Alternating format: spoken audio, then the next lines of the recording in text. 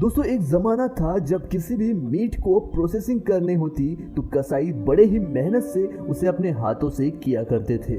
मगर दोस्तों जैसे जैसे ज़माना आगे बढ़ते जा रहा है वैसे वैसे टेक्नोलॉजी और भी तरक्की करती जा रही है और इसी टेक्नोलॉजी के ज़माने में जो काम पहले हाथों से किए जाते थे उन्हें मशीनों द्वारा किया जाता है। दोस्तों आज की वीडियो में हम आपको कुछ ऐसे ही कमाल की मीट प्रोसेसिंग की मशीन दिखाने वाले हैं जो कि वाकई में काफी कमाल की है। दोस्तों वीडियो के अंत तक बने रहे। Pork sausage processing. दोस्तों आपने सॉसेज तो बहुत से खाए होंगे मगर क्या आप जानते हैं कि मार्केट में कुछ ऐसे भी सॉसेज मिलते हैं जिन्हें पोर्क से बनाया जाता है। दोस्तों आइए आपको बताते हैं कि पोर्क सॉसेज कैसे बनाए जाते हैं। दोस्तों सबसे पहले तो पोर्क को फैक्ट्री में लाकर उन्हें वर्कर्स और मशीन की मदद से जमा करके उनकी खाल निकाली जाती है और उसके बाद उन्हें आगे डीबोनिंग और ट्रिमिंग सेक्शन में भेज दिया जाता है। और दोस्तों आपको बता दें कि डीबोनिंग प्रोसेस का मतलब होता है कि पोर्क के मांस से सारी हड्डियां निकाल ली जाती है और उन्हें बोनलेस कर दिया जाता है। दोस्तों डीबोनिंग करने के लिए वर्कर्स और मशीन दोनों की जरूरत पड़ती है, जहां पर वर्कर्स एक शार्प कटिंग ब्लेड से पोर्क के मांस को दो हिस्सों में काट देते हैं और उसके बाद वर्कर्स अपनी हाथों से चाकू की मदद से डीबोनिंग करते हैं और फिर उसके बाद मीट की ट्रिमिंग की जाती है और फिर मीट की ग्रेडिंग के हिसाब से मीट का डिस्ट्रीब्यूशन किया जाता है और फिर उसके बाद एक स्किनिंग मशीन की मदद से स्किन यानी कि चमड़ी और फैट को अलग कर लिया जाता है और उसके बाद उन्हें कूलिंग चेंबर में ठंडा होने के लिए भेज दिया जाता है। और इस प्रोसेस को कंप्लीट होने के बाद मीट को चेंबर से निकालकर एक मीट चॉपर में डाला जाता है जो मीट को चॉप करके उसका कीमा बना देता है और उसके बाद कीमे को एक कन्वेयर बेल्ट से गुजारा जाता है जहां पर वर्कर्स उसमें मसाला और नमक मिलाते हैं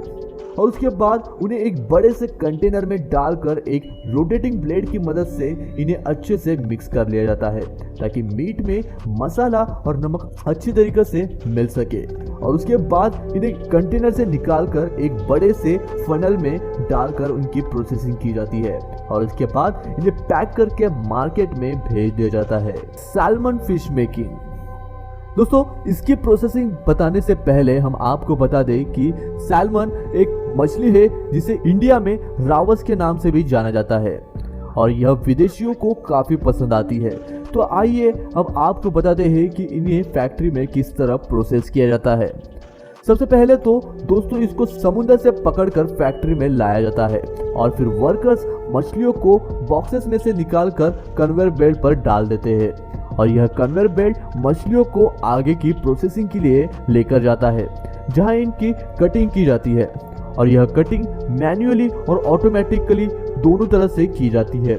जिसमें आसान टास्क मैनुअल किए जाते हैं तो वही कठिन टास्क मशीन द्वारा किए जाते हैं। जैसे कि मछली के सिर को मशीन के जरिए उसके बॉडी से अलग कर लिया जाता है और यह मशीन इतनी पावरफुल होती है कि यह अपना काम 1 सेकेंड में कर देती है और फिर उसके बाद सैल्मन मछली की स्पाइन यानी कि रीढ़ की हड्डी को निकाला जाता है और उसके बाद वर्कर्स की मदद से एक्स्ट्रा पार्ट को काट कर निकाल दिया जाता है और उसके बाद इस प्रोसेसिंग का सबसे मुश्किल काम शुरू होता है और वह होता है इनमें से कांटों को निकालना, जैसे मशीन के द्वारा किया जाता है और जब कांटे निकाले जाते हैं तो इन्हें वॉश करके पैक कर लिया जाता है और उसके बाद इन्हें स्टोर और सुपरमार्केट में भेज दिया जाता है। Modern chicken meat processing. दोस्तों चिकन तो बहुत लोग खाना पसंद करते हैं और बहुत से लोग इन्हें बहुत ही चाव से खाते हैं मगर दोस्तों क्या आप जानते हैं कि आखिरकार इन्हें फैक्ट्री में किस तरह प्रोसेस किया जाता है। तो चलिए हम आपको बताते हैं कि आखिरकार चिकन को फैक्ट्री में किस तरह प्रोसेस किया जाता है। दोस्तों फैक्ट्री में सबसे पहले मुर्गियों को एक बॉक्स में भरकर कन्वेयर बेल्ट पर रखकर आगे भेज दिया जाता है जहां वर्कर्स इन्हें जमा करते हैं और उसके बाद उन्हीं वर्कर्स द्वारा जमा की हुई मुर्गियों को एक हैंगिंग कन्वेयर बेल्ट से टांग कर आगे की प्रोसेसिंग के लिए दूसरी मशीन की तरफ भेजा जाता है और जमा करने के बाद मुर्गियों को एक वॉशर में डालकर अच्छी तरह से धो लिया जाता है और फिर से इन्हें हैंगिंग कन्वेयर बेल्ट के जरिए आगे भेज दिया जाता है, जहां एक मशीन लगी होती है जो इनके पर को निकालकर इन्हें छील देती है। और फिर उसी कन्वेयर बेल्ट के जरिए इन्हें एक कटिंग मशीन से गुजारा जाता है जो चिकन के पंजों को काट कर उन्हें अलग कर देती है, और एक श्रेडर से उन कटे हुए पंजों को बाहर फेंक दिया जाता है। और फिर एक चिकन के पिछले हिस्से में एक सक्शन पंप लगाया जाता है और चिकन के पेट के अंदर से सभी चीजों को निकालकर चिकन मीट से अलग कर लिया जाता है। और उसके बाद चिकन मीट और चिकन के पेट के निकले हुए गुर्दे, कलेजे आदि को अलग अलग करके डिफरेंट प्रोडक्शन लाइन की तरफ भेज दिया जाता है, जहां एक तरफ चिकन के पेट से निकले मांस को एक मशीन से गुजारा जाता है, जहां पर उनमें से कलेजे, पेट और बाकी चीजें जो खाई जाती है उन्हें कट करके अलग कर दिया जाता है और बचे हुए हिस्सों को वेस्ट में डाल दिया जाता है। और उसके बाद इन सभी कटे हुए मांस को एक वॉशर में डालकर वॉश कर लिया जाता है और फिर वर्कर्स द्वारा हाथों से इन्हें फिर से लंबे रोटेटिंग कटर में डालकर इनकी छोटे छोटे पीसेस कर लिए जाते हैं। और वही दूसरी तरफ चिकन मीट की प्रोसेसिंग की जाती है, जहां पर उन्हें हैंगिंग कन्वेयर बेल्ट में डालकर आगे भेजा जाता है और आगे प्रोडक्शन लाइन पर खड़े वर्कर्स चिकन को कन्वेयर बेल्ट से उतारकर चिकन मीट की टेस्टिंग करते हैं और फिर उन्हें प्लास्टिक या किसी पैकेट में पैक करके आगे डिस्ट्रीब्यूशन के लिए भेज दिया जाता है। आखिरी नंबर पर है हनी मेकिंग।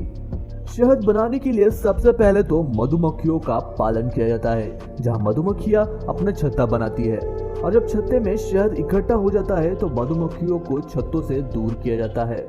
और दोस्तों अगर आपको यह प्रोसेस डिटेल में जानना है तो हमें कमेंट करके जरूर बताइएगा, हम आपके लिए इस पर एक वीडियो जरूर बनाएंगे।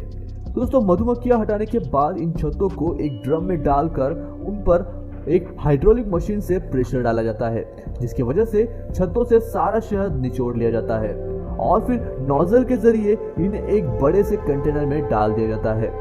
और इसके बाद काम शुरू होता है इनकी शुद्धिकरण का, जिसमें शहद को एक कंटेनर में डालकर 24 घंटों तक 120 डिग्री फ़ारेनहाइट पर हीट किया जाता है और इस प्रक्रिया के बाद इन्हें फिल्टर किया जाता है और फिल्टर करने के बाद इन्हें पैक करके रिटेल शॉप में भेज दिया जाता है, जो रिटेल शॉप से सीधा आपके घरों में पहुंचता है। Orion food slicer. दोस्तों आपने अक्सर सुपरमार्केट में देखा होगा कि जो पैक मीट होता है वह एक परफेक्ट शेप में होता है, तो ऐसे में दोस्तों हम सभी को एक ख्याल जरूर आता है कि आखिरकार इन्हें यह परफेक्ट शेप कैसे दिया जाता है। तो चलिए बताते हैं कि इन्हें शेप कैसे दिया जाता है। आपको बता दें कि मीट को शेप देने के लिए एक बहुत ही कमाल की मशीन का इस्तेमाल किया जाता है, जिसका नाम है ओरियन फूड स्लाइसर मशीन। इस मशीन में एक बहुत ही शार्प कटर लगा होता है जो मांस के टुकड़ों को इक्वल शेप में काटता चला जाता है। इसे चलाना भी काफी आसान होता है क्योंकि इसे आप अपने पैरों से कंट्रोल कर सकते हो। इस मशीन में अलग अलग तरह के कटर लगाए गए हैं, जिसकी मदद से मांस को अलग अलग शेप में काटा जा सकता है। उसके बाद उन्हें पैक करके सुपरमार्केट या रिटेल शॉप में भेज दिया जाता है। Crab meat processing. दोस्तों केकड़ा खाना बहुत से लोगों को पसंद होता है, मगर क्या आप जानते हैं कि फैक्ट्री में इनकी प्रोसेसिंग कैसे की जाती है? तो चलिए आपको बताते हैं कि आखिरकार फैक्ट्री में यह काम कैसे किया जाता है। तो दोस्तों सबसे पहले तो इन्हें समुद्र में जाल की मदद से पकड़ा जाता है और फिर इन्हें इनकी साइज के हिसाब से अलग कर लिया जाता है और उसके बाद इन्हें फैक्ट्री में लाया जाता है, जहां पर इन्हें एक कन्वेयर बेल्ट में डालकर गर्म पानी के टैंकर में डाल दिया जाता है और उसके बाद इन्हें कंटेनर से निकाल कर ठंडा कर लिया जाता है और फिर इन्हें एक मशीन में डाला जाता है, जहां पर इनके आर्म्स लॉक होते हैं और आगे एक कटर लगा होता है जो कि इनके ऊपर की हार्ड कवरिंग को निकाल देता है और फिर एक वाटर स्प्रेयर की मदद से इन्हें साफ कर लिया जाता है और उसके बाद उन्हें कन्वेयर बेल्ट पर डालकर एक ब्लेड के पास भेजा जाता है, जहां इनके दोनों साइड के पैर को काट दिया जाता है और फिर इन्हें एक रोलर पर डाला जाता है, जहां इनके अंदर के हिस्से और पैरों को अलग कर लिया जाता है और फिर पैर और अंदर के हिस्से को अलग अलग पैक किया जाता है और इन्हें मार्केट में बेचने के लिए भेज दिया जाता है। मैं मिलता हूँ आपको ऐसी और एक इंटरेस्टिंग वीडियो के साथ, तब तक के लिए